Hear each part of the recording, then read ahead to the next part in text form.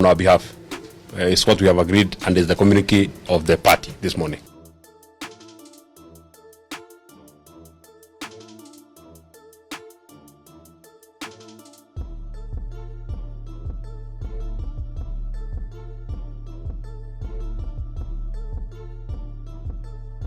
Gathered as members of the Democratic for the Citizens Party. We have leaders from across the country, and we'd like to issue the statement as follows. We, the DCP, we wish to address ourselves to the nation of Kenya and the patriotic citizens of our beloved country as follows. Last week, we announced that our party leader, His Excellency Rigathi Gachagua, will return to the nation on Thursday, 21st August, at noon from the United States of America. We want to confirm that his return is still as scheduled. Second, we call on the people of Kenya to show up at the Jomo Kenyatta International Airport at 8 a.m. to receive our beloved party leader. We shall have a mother of all peaceful processions upon his arrival.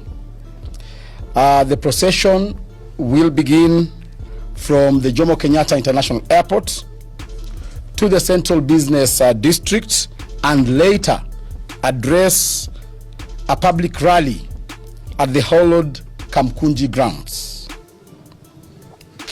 The police are hereby notified to provide security, and they should not dare to demonstrate against the people of Kenya.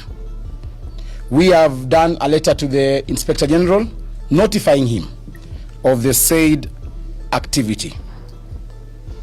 We confirm that indeed we will, and as a party and as the people of Kenya, we shall gather at Jomo Kenyatta International Airport starting from 8 a.m. This is to ensure that we plan ourselves adequately.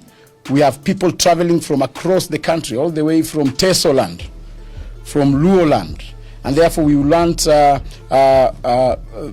have good organization and protocol at the airport. So we want to ask all our supporters traveling from across the country to be at Jomo Kenyatta International Airport as from 8 a.m. We are also adequately informed of the mischief and also plans by President William Ruto to have our party leader arrested upon his arrival at Jomo Kenyatta International Airport.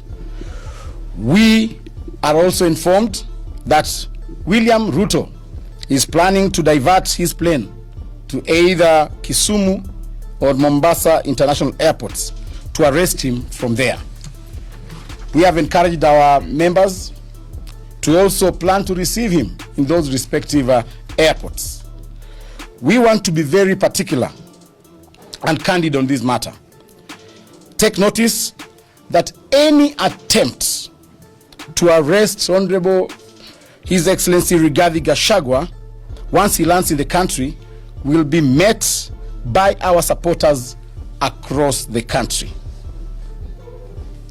We have asked our supporters to be on standby.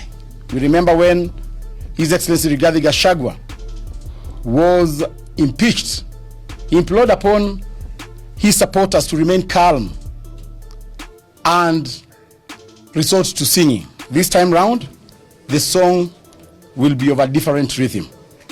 Secondly, we have had President William Ruto and his choir dream that he has been invited by President Trump to the United States of America. Mr. Ruto, on your address to the 80th session of the United Nations General Assembly, under the theme, Better Together, 80 years and more for peace, development, and human rights.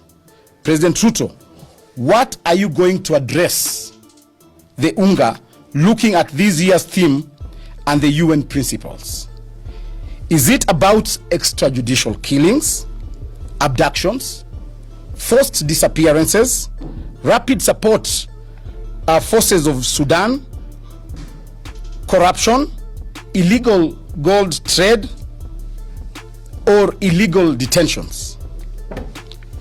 Or on this matter, we, the Democratic Party, Citizens Party of Kenya, wishes to bring to the attention of the global community and the United Nations General Assembly that the President of Kenya has consistently violated the very principles upon which the UN was founded.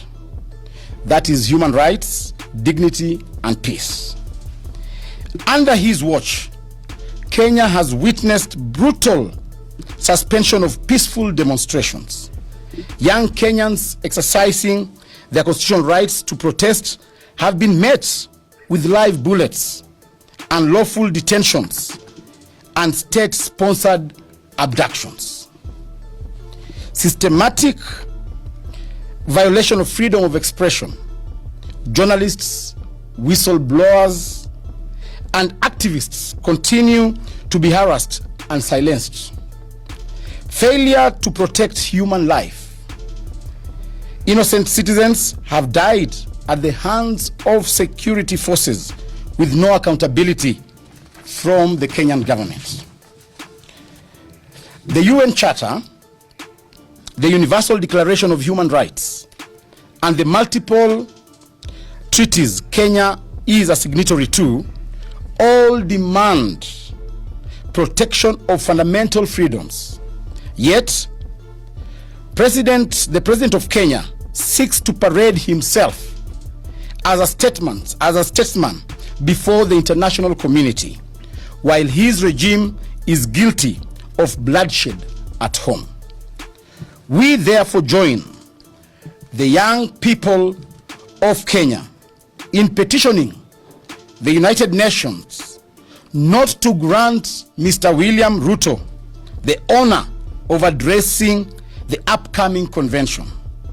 Doing so would amount to legitimizing dictatorship, tyranny, and betraying the young, the women, and the people of Kenya, whose only crime was demanding their rights, justice, and accountability. We therefore call upon the UN General Assembly to review his eligibility to speak on matters peace and human rights.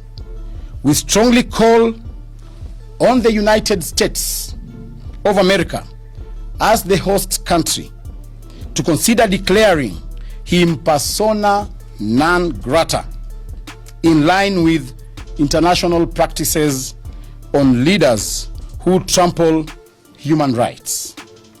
We demand that the global civil society and partner nations join in boycotting and condemning any platform extended to Mr. William Samoei Ruto. The United Nations must stand with the people of Kenya, not oppressors. History will judge harshly any institution that enables authoritarianism to thrive under the guise of diplomacy. End of statement. Thank you. Thank you. Asanteni sana, thank you very much. Thank you very much. Just a question. Okay. What is your reaction on the current that is happening? No, we will have a formal reaction, response to what has transpired. So today we are highlighting the coming of a king. Yeah.